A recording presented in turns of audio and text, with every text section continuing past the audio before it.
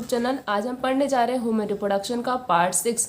तो पार्ट 6 में हम बात करेंगे फर्टिलाइजेशन की और इम्प्लांटेशन की। इसमें हम डिस्कस करेंगे कि फर्टिलाइजेशन कैसे होता है और इम्प्लांटेशन कैसे होता है। During copulation semen is released by the penis into the vagina. Copulation के समय मतलब जब मेल और फीमेल की आपस में मीटिंग होती है उस समय जो है वो सीमेन जो है रिलीज्ड होता है। किससे रिलीज होता है? पेनिस से। और किस में जाता है? वजाइना में जाता है। उस प्रोसेस को क्या बोला जाता है? उस प्रोसेस को बोला जाता है इंसेमिनेशन।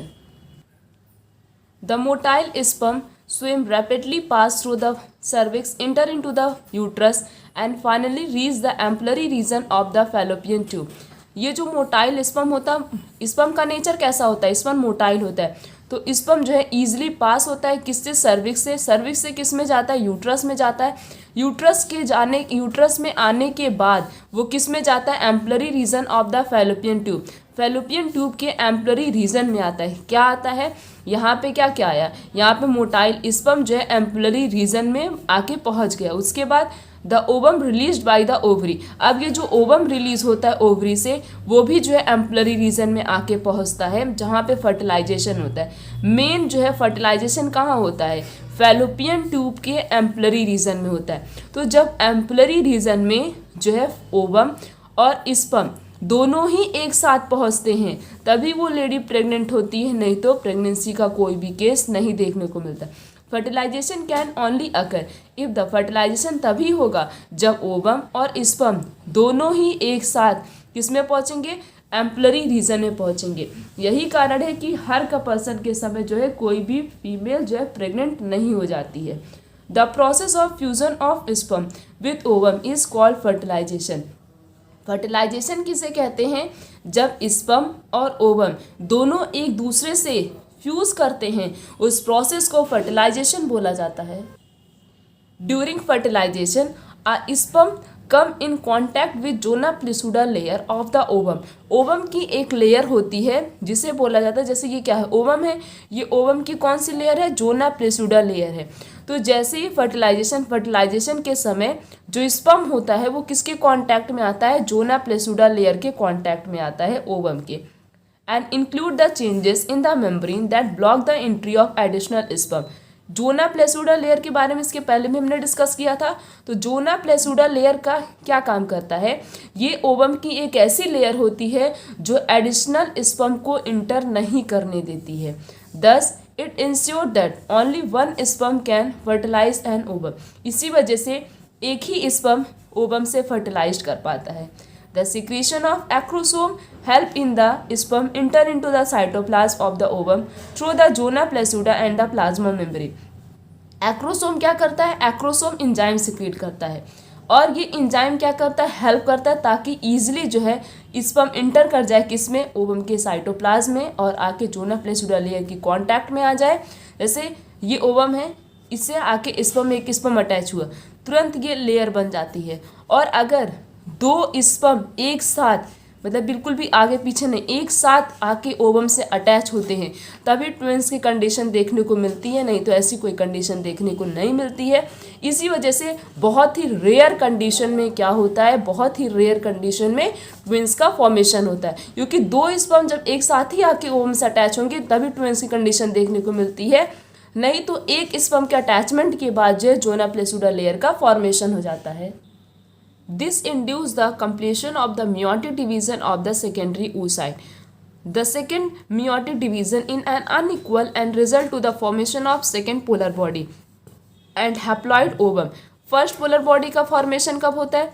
जब सेकेंडरी oocyte के अंदर पहला meiotic डिवीजन होता है तो फर्स्ट पोलर बॉडी बनता है। और इसी सेकेंडरी oocyte के अंदर जब सेकेंड meiotic डिवीजन होता है और अनइक्वल रिजल्ट का फॉर्मेशन होता है उसे क्या बोला जाता है? उसे बोलते हैं सेकेंड पोलर बॉडी या फिर एंड द हैप्लॉइड ओवम भी हम बोल सकते हैं।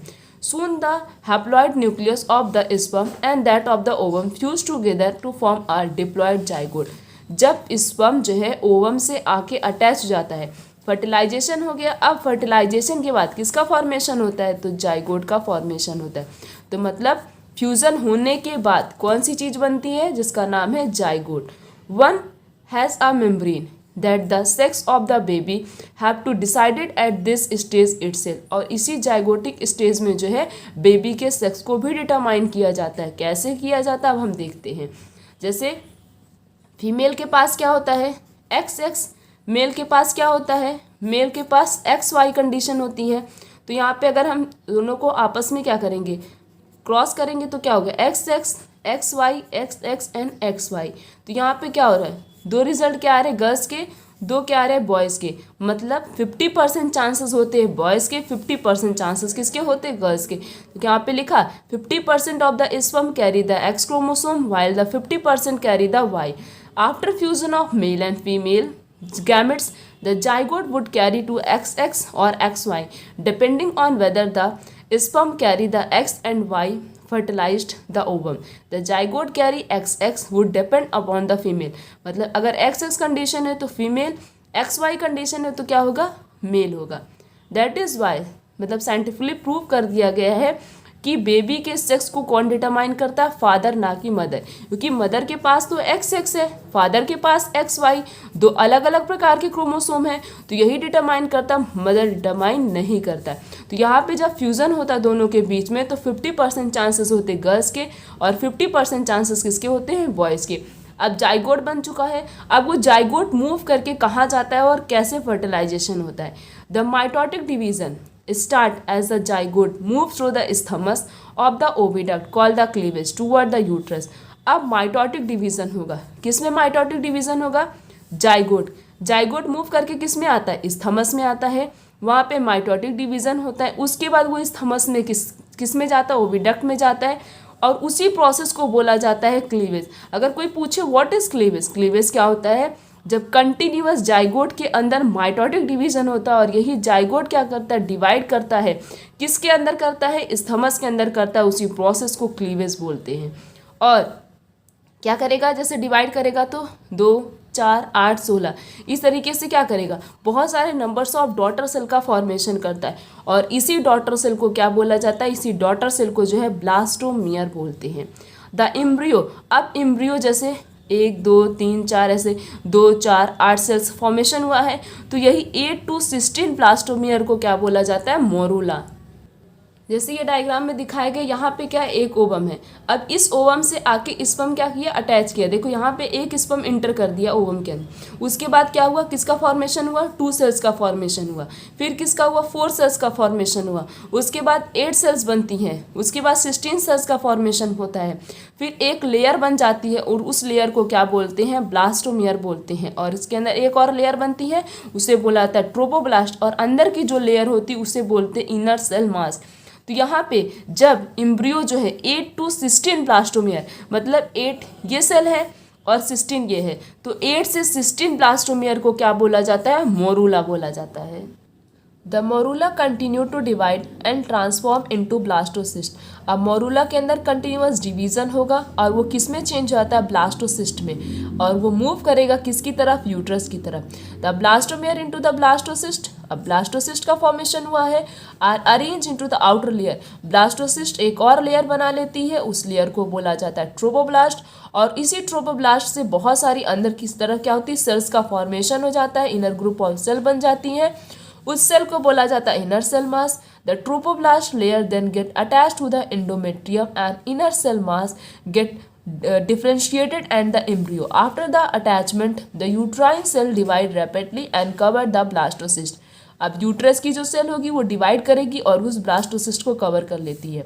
और यही ब्लास्टोसिस्ट किससे जाके अटैच होता है, यूट्रस की जो अंदर वाली लेयर होती है जिससे बुलाता है एंडोमेट्रियम वॉल।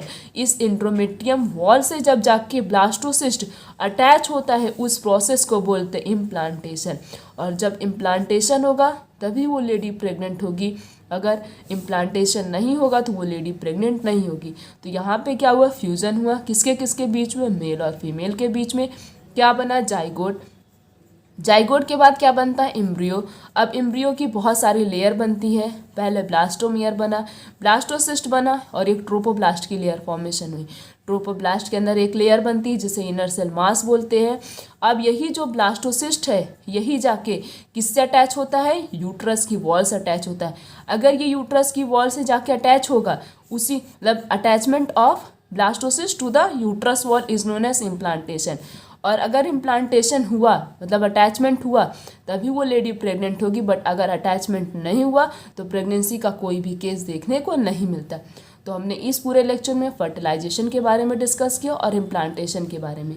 आने वाले लेक्चर में हम प्रेगनेंसी एंड एम्ब्रियोनिक डेवलपमेंट के बारे में डिस्कस करेंगे, मतलब प्रेगनेंसी कितने मंथ की होती है और उस समय बेबी का डेवलपमेंट कैसे होता है, पार्चुरेशन, और इसी के साथ साथ हमारा पूरा चैप्टर कंप्लीट हो जाएगा। तो आज का लेक्चर यहीं तक। Thank you.